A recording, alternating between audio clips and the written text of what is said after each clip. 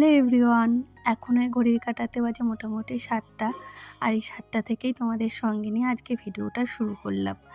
আর প্রতিদিনই না সকালে কিছু কেচে দিই, সেগুলোই আর কি মেলতে এসেছি। দু একদিন হয় মিস্টেক, বাট বেশিরভাগ দিনই আমি চেষ্টা করি সকালটায় যতটা তাড়াতাড়ি পারি কেচে দিতে।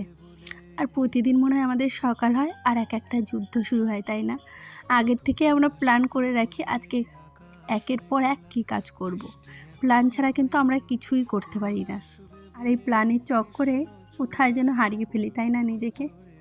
আমার মাঝে মাঝে মনে হয় 12 ঘন্টা দিন না হয়ে যদি 24 ঘন্টা দিন হতো তাহলে বোধহয় আমাদের বেশি ভালো হতো। আসলে 12 ঘন্টায় তুমি যত টাইম কাজ করবে তোমার কাজ কিন্তু ফুরায় না, ঠিক একটার পর একটা কোথা থেকে যেন হাজির হয়ে যায়। আমি প্রতিদিন রান্না করি আর কাটাকাটি করি বটিতে। আজকে ভাবলাম না, একেবারে কেটে কুটে নিয়ে গুছিয়ে তারপরে রান্না করব। আমি দেখেছি অনেক সময় যদি ওই এক হাতে কাটি এক হাতে গুছাই না, একটু তাড়াতাড়ি হয়, আবার অনেক সময় না হয়ও না তাড়াতাড়ি, ওই একটা কড়াই ঠিক ফাঁকা যায়। তাই ভাবলাম দুটোতে তাড়াতাড়ি করে চাপিয়ে দেবো আর তাড়াতাড়ি হয়ে যাবে। আজ লাউর খোসা ভাজবো, তারপরে বাটবো। কি বলো তো, লাউর খোসা ভাজা আলু দিয়ে অনেক কিছু দিয়ে ভালো লাগে, মটরশুঁটি দিয়ে একসাথে যদি ভাজো। কিন্তু আজকে ভাবলাম না থাক, আজকে বাটবো। আগে কিন্তু আমি বাটা খাইনি, এর আগে একদিন খেয়েছিলাম, বেশ ভালো লেগেছিল। তাই ভাবলাম চলো আজকেও করি। আর আজ থেকে দেখো সব কাটা হয়ে গেছে, খালি আলুটাই হয়েছিল না। ভাবছিলাম রান্না করতে করতে তখন বসে থাকবো, আলুটা কেটে নেব, তাহলে আর চুপচাপ বসে থাকতে হবে না।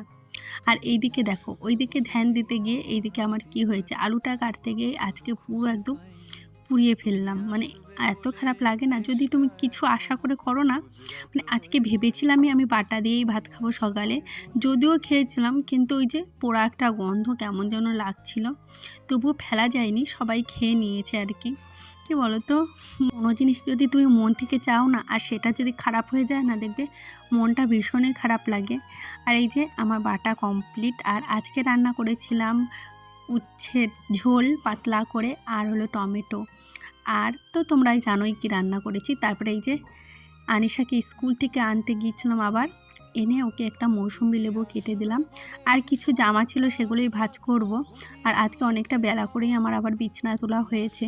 আর আনিশাও আমাকে একটু হেল্প করছিল, ও তো পারে না, তবুও যেটুকুও পারে ও কিন্তু বেশ গুছিয়ে গাছিয়ে কাজ করে। মানে আমি যখন কাজ করি ও আমার পেছন পেছন ঘুরে বেড়ায়, আমি কি করছি না করছি। এই যে আমার পেছনেও কিন্তু বক বক করছিল।